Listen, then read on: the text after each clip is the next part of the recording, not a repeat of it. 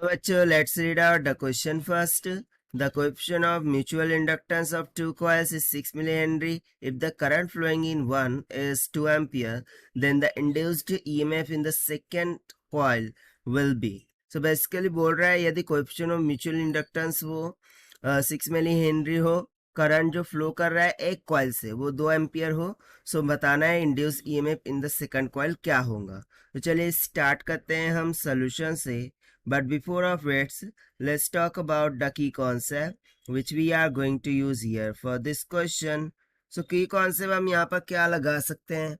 Simply we know the relation in between the induced flux, or you can say the magnetic flux in mutual inductance constant, that is n phi is equals to m into I, जहाँ पर n number of turns होगा, phi magnetic flux, M क्या हो गया mutual inductance constant हो जाएगा coil के लिए, और I is the current flowing through the conductor.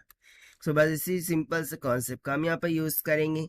सो देखिए सबसे पहले तो मुझे गिवन क्या है उसको अंडरस्टैंड करते हैं कि जो म्यूचुअल इंडक्टेंस है कोएफिशिएंट इन द कॉइल वो हमें गिवन है, that is m is equals to 6 milli henry. इसको मैं 6 इंटू 10⁻³ हेनरी लिख सकता हूँ। उसके बाद करंट हमें गिवन है I is equals to 2 ampere. मुझे फाइंड आउट करना है EMF, that is E is equals to question mark. But यहाँ पर हमें कंसेप्चुअल इक्वेशन से कोई EMF का कंसेप्ट तो नहीं मिल रहा है। सो उसके लिए हम क्या करते हैं कि सिंपली इक्वेशन को डिफरेंशिएट कर देंगे with respect to, okay, differentiate with respect to t। So क्या हो जाएगा d/dt of n phi, this will be equals to, ना m तो कांस्टेंट है उसको बाहर लिख देंगे और यहाँ पर क्या आ जाएगा simply di/dt, right?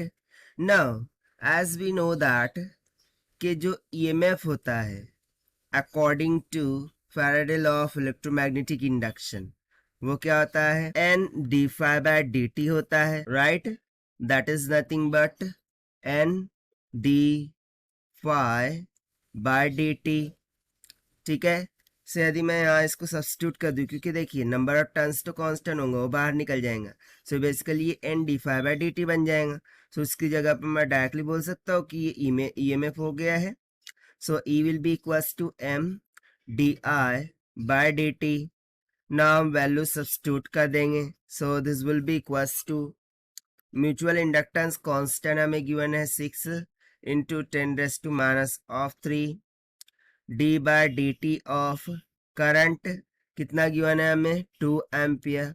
But now see here जो करंट हमें गिवन है वो एक कांस्टेंट वैल्यू के फॉर्म में गिवन है और यहाँ पर d/dt है। d/dt of any constant term क्या होता है 0, यानी कि सिंपली ये टर्म किसके इक्वल हो जाएंगी 0 के इक्वल। दिस मीन्स दैट जो EMF इंड्यूस होगा वो क्या होगा 0 के इक्वल।